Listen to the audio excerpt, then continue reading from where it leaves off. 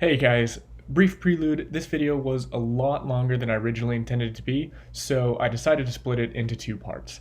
And with that out of the way, let's get it started. In this first video, I want to go over the foundations of Supreme Commander, which in this case will be resource management and base management. The first thing I would suggest if you are just starting out is to toggle this button in the top left on over here, this economic overlay button. Hit that on, and then if you scroll over any of these resource generation buildings or any building, it'll tell you if it's using resources in red and what resources you're getting in green. Now, this is important because Supreme Commander, unlike most other real-time strategy games, has a sort of flowing economy in which every tick you're getting resources and every tick you're spending resources.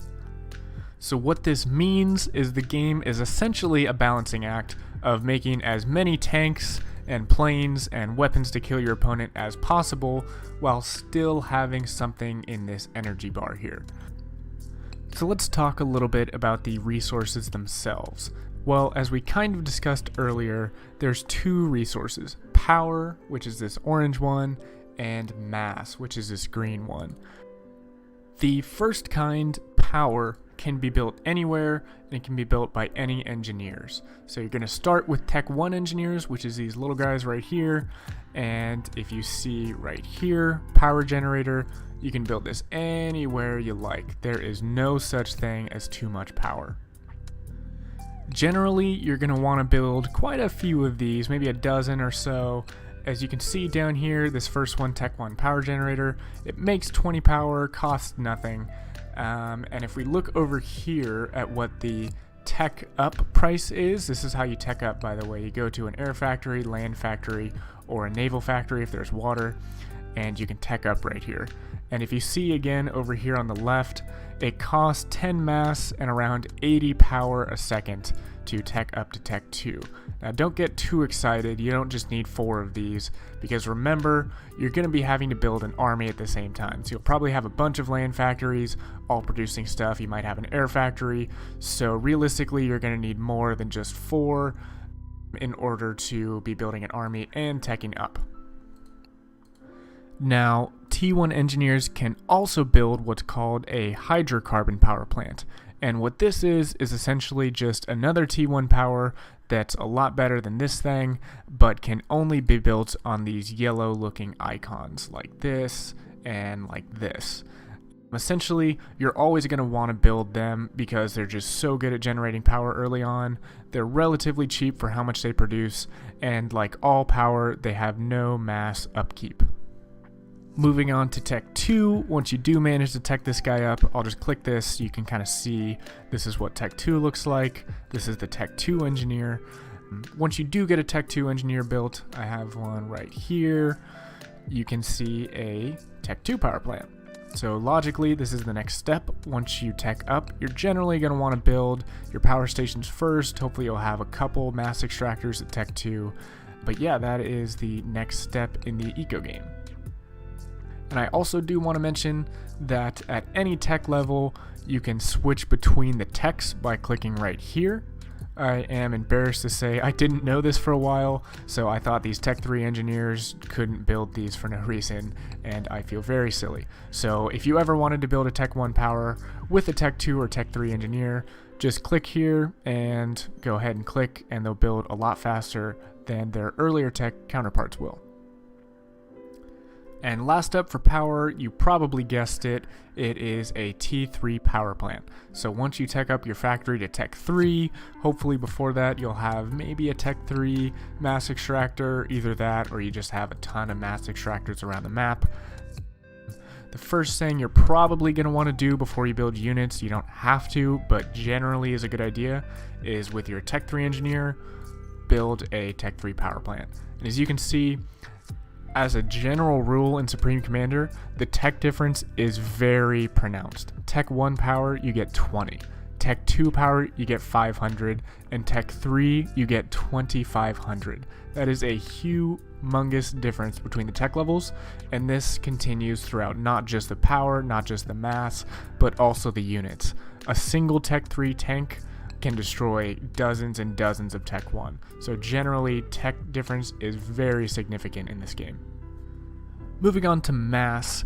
Mass is the key resource in Supreme Commander, and I say that because while power can be built anywhere you want by just, clicking anywhere pretty much that's not on a building or a cliffside is green, mass extractor right here can only be built on these green little icons. So essentially that makes mass a limited resource in which the game generally kind of the flow goes around these mass extractors. So these kind of points with these mass extractors right here, that's probably where fighting hotspots are going to happen. And you will usually want to kind of plan your attacks around these and defend them as best as you can. Now, building Tech 2 and Tech 3 mass is also different because you can only place them in certain places, whereas you would go with power and just click right here and try to put a Tech 2 power, or right here with a Tech 3 power, you can just put it anywhere with the appropriate engineer. With mass, if you try to just click a teched up mass extractor, it doesn't look like you can do that anywhere.